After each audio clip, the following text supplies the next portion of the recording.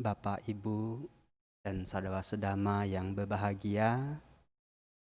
Selanjutnya, kita akan memasuki sesi mendengarkan uraian Dhamma setelah kita bersama-sama melakukan puja bakti malam pada malam hari ini. Dan setelah itu baru berlanjut pada sesi latihan meditasi untuk mengembangkan batin kita masing-masing.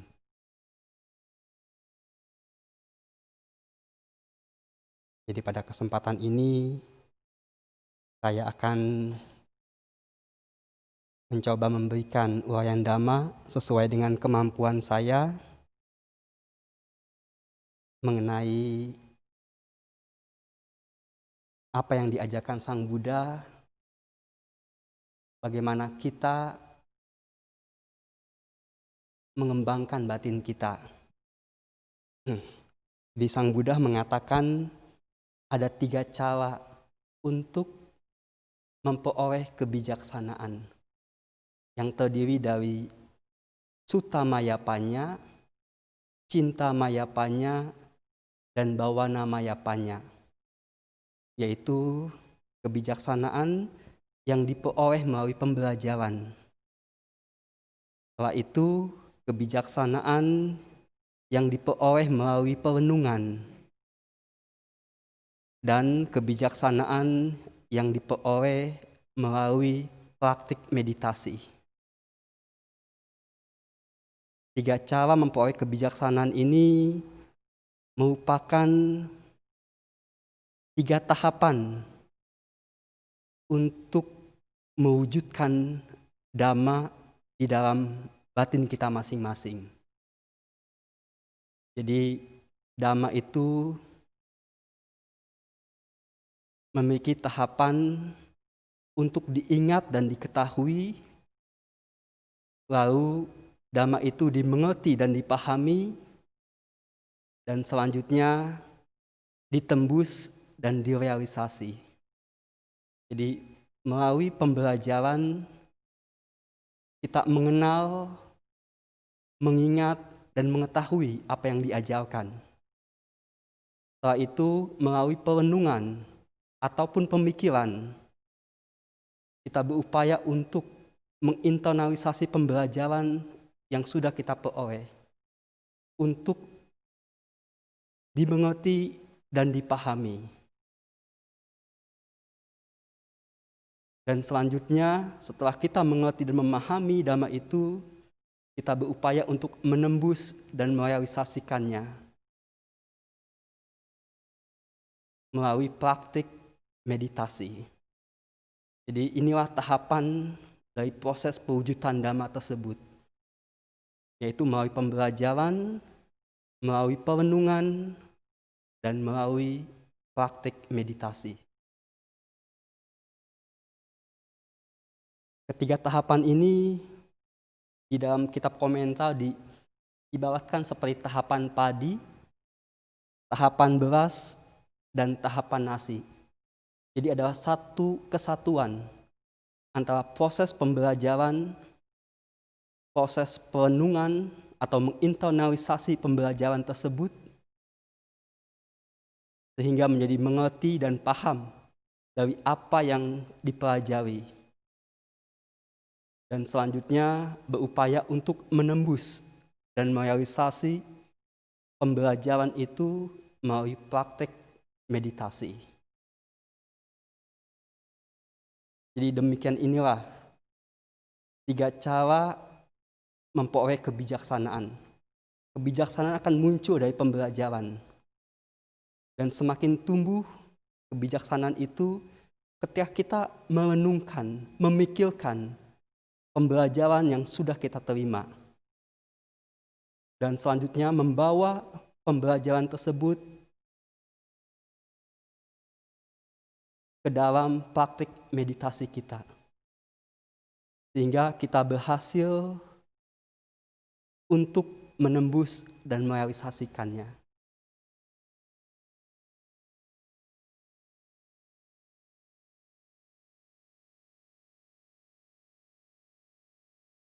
Jadi dari tahapan yang merupakan satu kesatuan ini,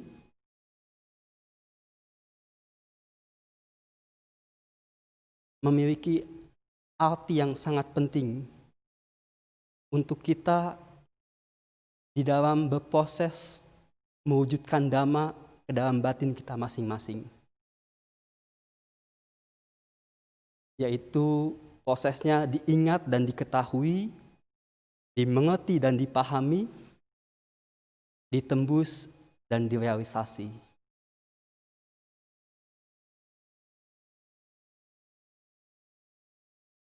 Di mana proses pembelajaran atau tahapan padi adalah sangat penting. Karena apabila kualitas padi kita adalah tidak baik, otomatis kualitas beras dan kualitas nasinya pun menjadi kurang baik. Apabila kualitas pembelajaran kita atau kualitas padi kita adalah sangat baik, akan memungkinkan kualitas beras dan kualitas nasinya adalah sangat baik. Jadi sangat penting bagi kita untuk memperoleh pengetahuan atau pembelajaran berdasarkan ajaran Sang Buddha.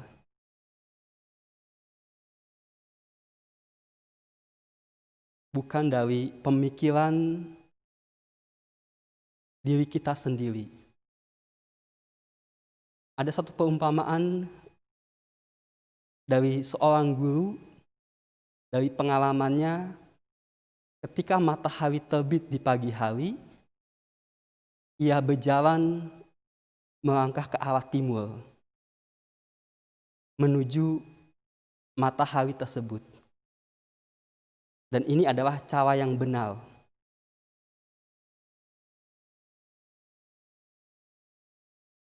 Matahari diibaratkan seperti ajaran Sang Buddha.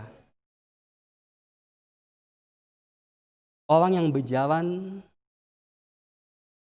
adalah kesadaran dirinya. Dan juga ada bayangan tubuh yang berada di belakangnya, yang mengikuti tubuhnya. Bayangan ini ibarat seperti pemikiran.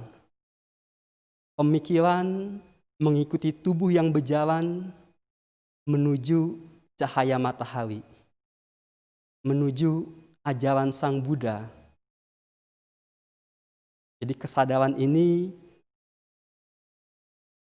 berpedoman pada ajaran Sang Buddha, dan pemikiran kita, bayangannya akan mengikuti.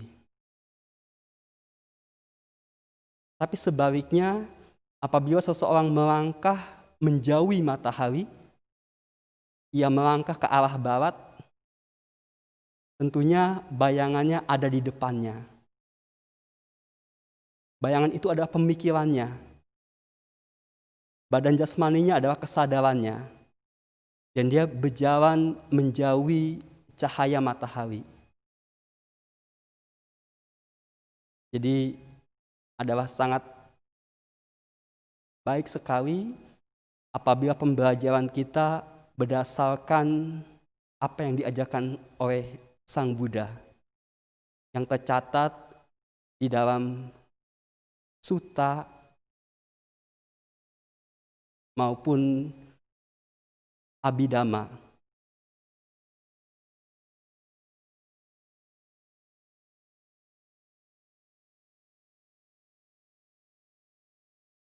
Jadi kesempatan ini saya akan kembali mengulangi tentang konsep dasar dari pengembangan batin yang diajarkan oleh Guru Agung kita, untuk kita ingat dan ketahui dengan baik. Dan setelah itu kita akan berupaya untuk mengerti dan memahaminya. Dan langkah selanjutnya adalah kita berupaya untuk menembus dan merealisasikannya. Jadi pembelajaran mengenai pengembangan batin yang memiliki pemaknaan, yaitu memunculkan dan mengembangkan nilai-nilai luhur ke dalam batin sendiri. Ini adalah upaya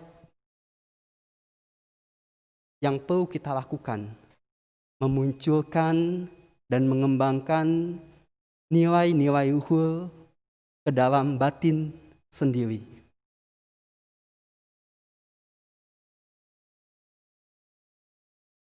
Caranya pun diajarkan oleh guru agung kita,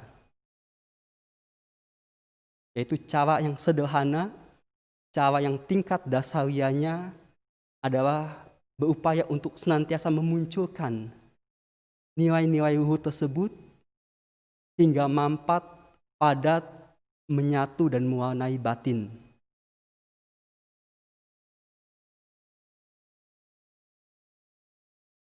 Memunculkan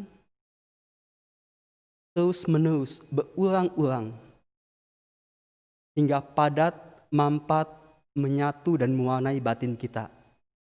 Jadi nilai-nilai luhur tersebut mewarnai batin kita. Dan kita perlu mengetahui dengan baik apa sajakah nilai-nilai luhur tersebut.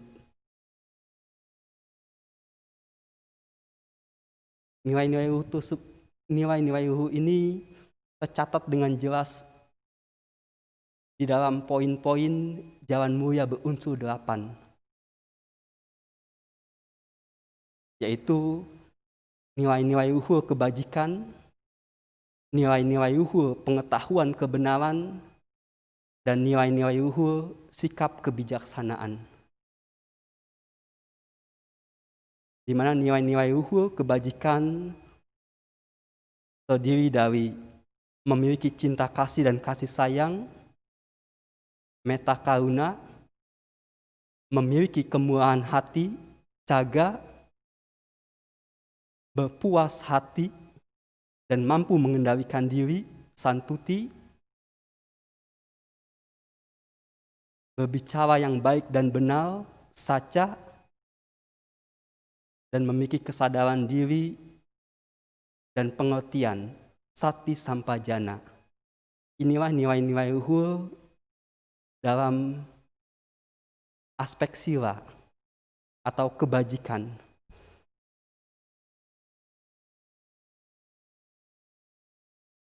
Ini mudah untuk kita ketahui karena ini adalah bentuk aktif dari Pancasila Buddhis yang perlu kita muncul dan kembangkan di dalam batin kita.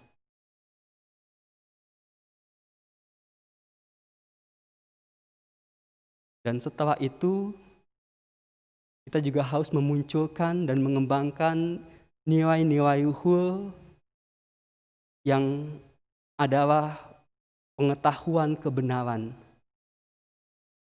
yang terdiri dari pengetahuan tentang ketidakindahan, asubha, pengetahuan tentang adanya kecacatan, adinawa, pengetahuan tentang ketidakkekalan, anicca, dan pengetahuan tentang ketiadaan esensi diri, anatta.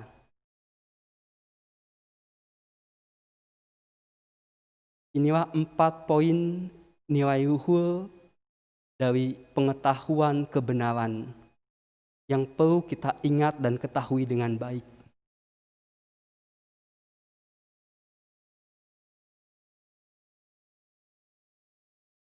Dan setelah itu ada nilai luhur yang merupakan aspek panya atau sikap kebijaksanaan yang terdiri dari sikap kebijaksanaan yang mengarah pada pelepasan nafsu indrawi dan kemelekatan, nekama, dan sikap kebijaksanaan yang mengembangkan kualitas kesabaran, kanti. Jadi inilah 11 poin dari nilai-nilai luhur yang merupakan aspek sila, aspek samadhi, dan aspek panya yang perlu kita ingat dan ketahui dengan baik. Karena dengan mengingat dan mengetahui, lalu selanjutnya kita akan berupaya untuk mengerti dan memahaminya. Setelah dapat mengerti dan memahaminya, akan memudahkan bagi kita untuk menembus dan merealisasikannya.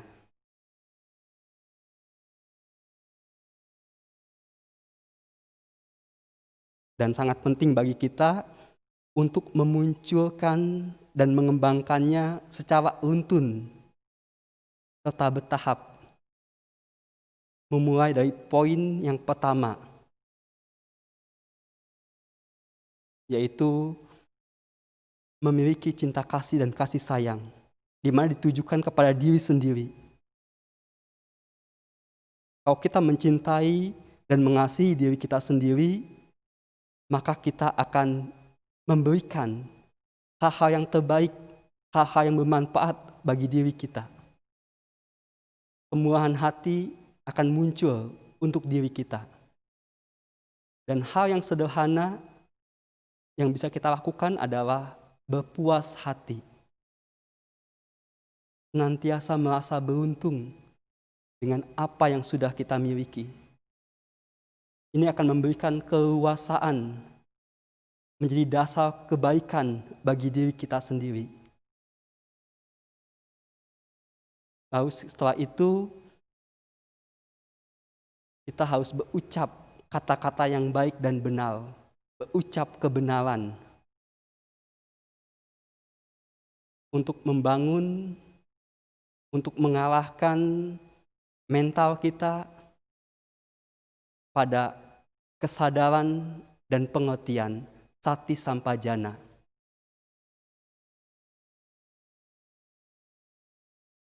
Jadi kata-kata yang baik, yang benar, seperti pemaknaan dari kata Buddha, sadar, damai,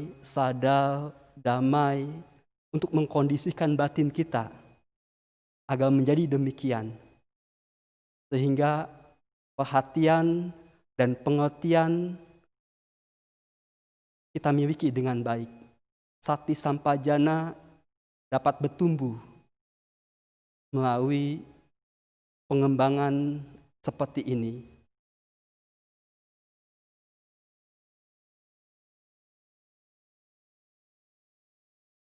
Lalu setelah ada sati sampajana di dalam diri kita bisa mengalahkannya untuk melihat sifat kehidupan.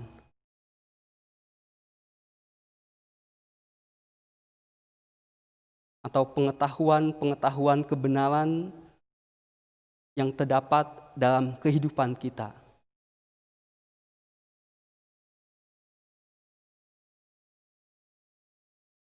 Sang Buddha menyatakan 4 pengetahuan tentang ketidakindahan, adanya kecacatan, ketidakkekalan, dan tiadanya esensi diri.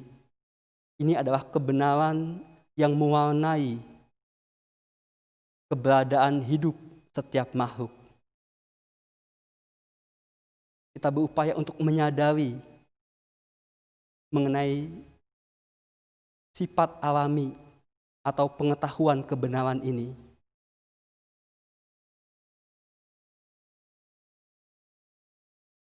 Dengan penyadaran dan pemahaman yang baik mengenai 4 pengetahuan kebenaran ini akan berimplikasi memunculkan sikap kebijaksanaan pada diri kita. Kita menjadi seseorang yang mampu untuk mengendalikan nafsu indrawi maupun melepas kemelekatan, mengikuti sifat alami yang sudah kita ketahui dengan baik. Dan 4 pengetahuan ini juga akan memunculkan kualitas kesabaran, ketabahan di dalam diri kita. Yaitu satu kemampuan untuk menahan, menekan, dan menerima suatu keberadaan dengan penuh kepengertianan. Karena kita sudah mengerti Makanya kita bisa menerimanya, bisa menahannya, bisa menekannya. Jadi seperti itulah manfaat-manfaat dari 11 nilai-nilai luhur yang kita kembangkan. Inilah dhamma yang diajarkan oleh guru agung kita. Kesadaran kita mengikuti dhamma ini. Dan pikiran kita yang berupa bayangan tubuh kita juga akan mengikutinya. Jadi kita melangkah menuju cahaya matahari atau ajaran Sang Buddha. Bukan sebaliknya menjauhi cahaya matahari yang membuat bayangan kita ada di depan.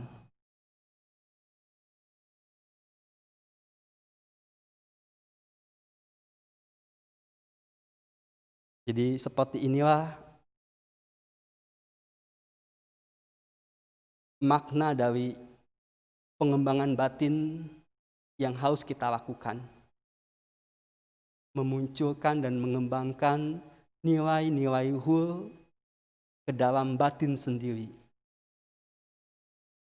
Jadi ada 11 poin nilai-nilai luhur yang perlu kita kembangkan secara runtun dan bertahap dan akan memberikan manfaat yang besar bagi diri kita. Bisa kita bayangkan manfaat-manfaat dari memunculkan cinta kasih dan kasih sayang, kemurahan hati, berpuas hati, ucapan yang baik dan benar, memiliki kesadaran diri dan pengertian, dan mengarahkannya pada sifat-sifat kehidupan, sehingga memunculkan sikap kebijaksanaan, nekama, dan kanti pada diri kita. Tentunya hal-hal ini akan memberikan manfaat dan kebaikan bagi hidup kita semua.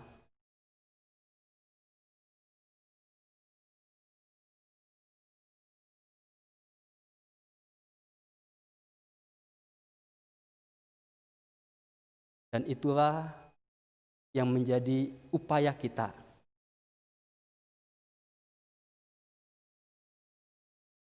Dan sebagai penutup dari uraian dhamma ini, ada sebuah ringkasan yang penting untuk kita ingat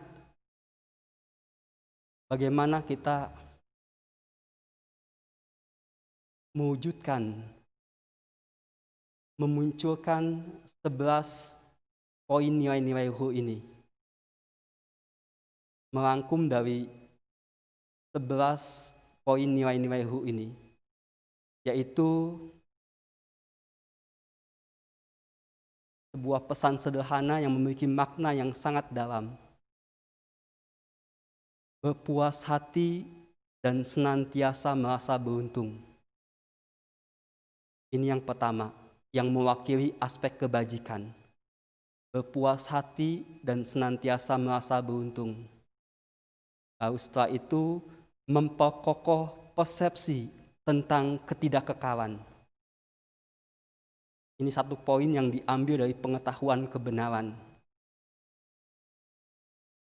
Memperkokoh persepsi tentang ketidakkekalan. Dan sehingga kita akan memiliki bekal yang cukup untuk menuntaskan sang jalan. Inilah pesannya yang sangat penting untuk kita ingat dan terapkan. Berpuas hati dan senantiasa merasa beruntung, memperkokoh persepsi tentang ketidakkekalan, dan sehingga akan memiliki bekal yang cukup untuk menuntaskan sang jalan. Inilah pesan sederhana yang sangat baik untuk kita ingat dan selalu terapkan pada diri kita, yang merupakan ringkasan dari pengembangan nilai-nilai luhur yang terdiri dari 11 poin tersebut. Jadi demikian itu uraian Dhamma yang dapat saya sampaikan. Semoga memberikan manfaat dan kebaikan bagi kita semuanya. Selanjutnya kita akan melangkah pada sesi meditasi.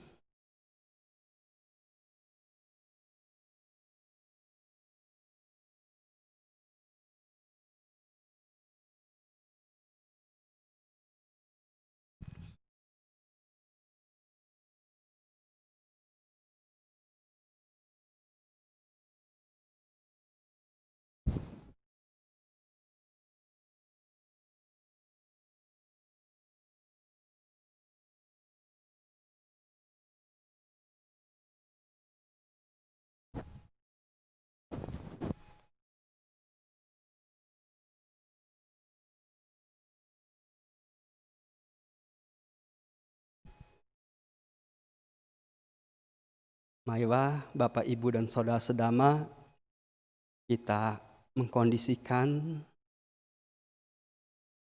badan jasmani kita duduk dengan nyaman dan rileks, dengan bagian punggung yang tegak,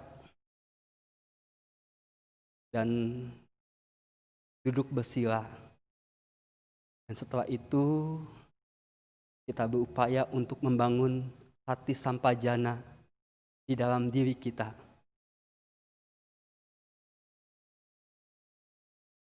Caranya, coba mengkondisikan batin kita untuk berpuas hati dan senantiasa merasa beruntung. Lalu dengan kata-kata yang baik dan benar, Buddho, Buddho, mengiringi keluar masuk napas kita.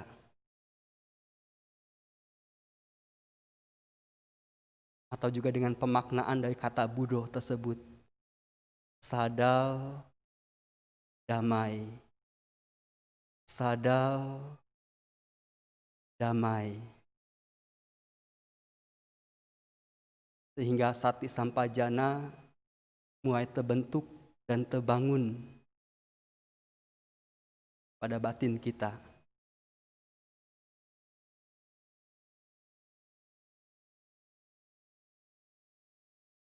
Kita perlu mengingat tahapan yang disampaikan oleh Ajahn Brahm di dalam bukunya, kesadaran saat ini, kesadaran hening saat ini, kesadaran hening saat ini pada napas, perhatian sinambung penuh pada napas, perhatian sinambung penuh pada napas yang indah, mengalami nimitta, dan memasuki jana. Inilah tahapan dari praktek meditasi. Kita perlu mengingat mungkin 3 tahap pertamanya. Kesadaran saat ini, kesadaran hening saat ini, dan kesadaran hening saat ini pada napas.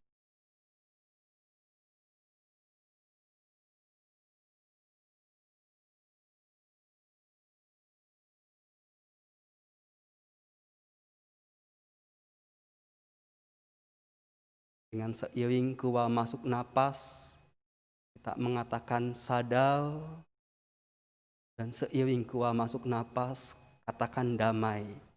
Sadar, damai. Sadar, damai. Hingga berproses secara alami, dan kita mendapati kemajuan-kemajuan dari proses yang kita lakukan. Mari kita melanjutkan sesi latihan ini sampai dengan waktu yang ditentukan.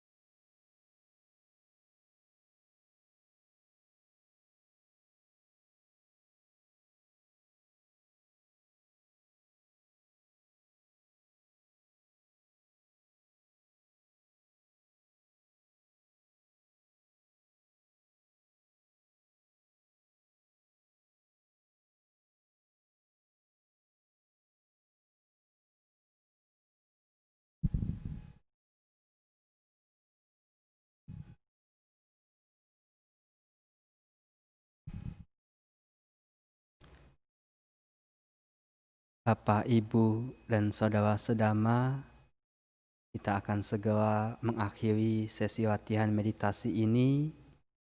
Marilah kita melangkapkan kedua tangan beranjali, kita bertekad dan berpengharapan baik. Semoga aku berbahagia, semoga aku dapat mempertahankan kebahagiaanku sendiri.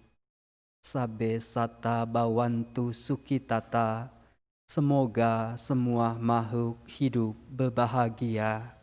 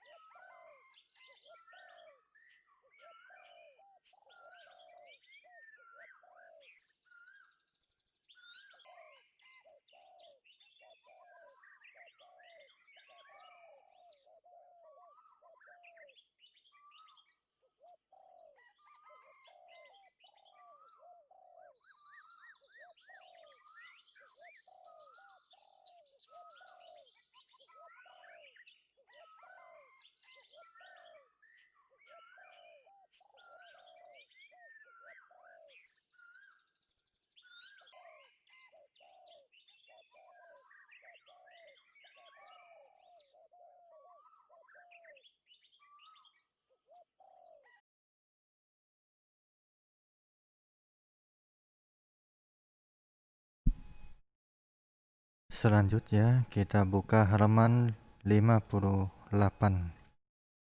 Udisa Danakata.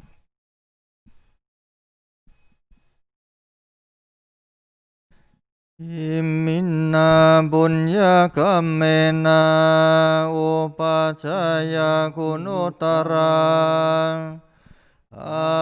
Acariyo bakaraca mata beda jayadaka Suryo candi maraca guna wandana rapica Lama maraca indaca loka balaca dewata Yamo mita manusaca macanda verika bica Sambe santa suki hondo bunyani bhagatani me Tuhan jadi wedang den doang kimbang bang benta matang Imina punya kamena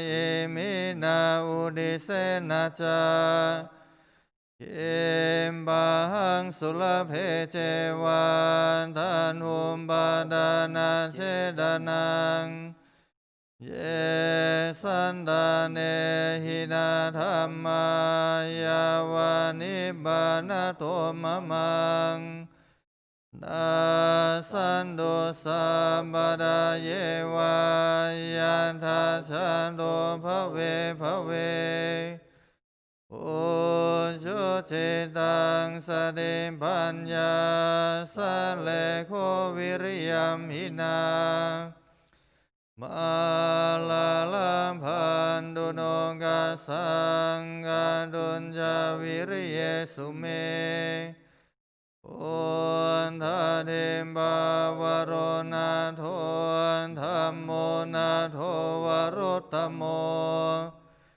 Natho paceka buddho ca sangho natho taro mamang Te sodhammanubhavena malokasang Labhandoma.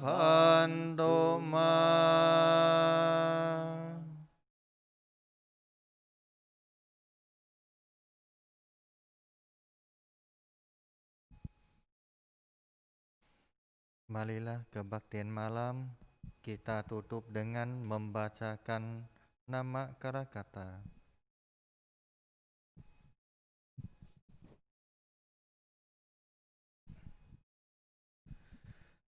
Arahang Samma Sambuddho Bhagava Arahang Sama Sambuddho Bhagawa Buddhang Bhagavantang Abhivademi Buddhang Bhagawantang Abhiwademi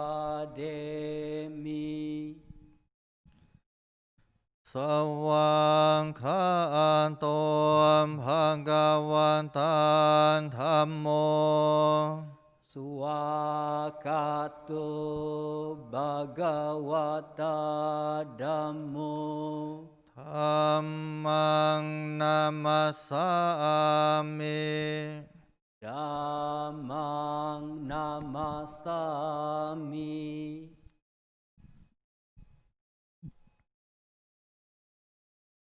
Supatipanno Bhagavato Sāvaka Saṅkho Supatipanno Bhagavato Sawaka Sangho Sanghang Namami Sanghang Namami Sabbe satta bhavantu sukhitata. Semoga semua makhluk hidup berbahagia. Sadhu.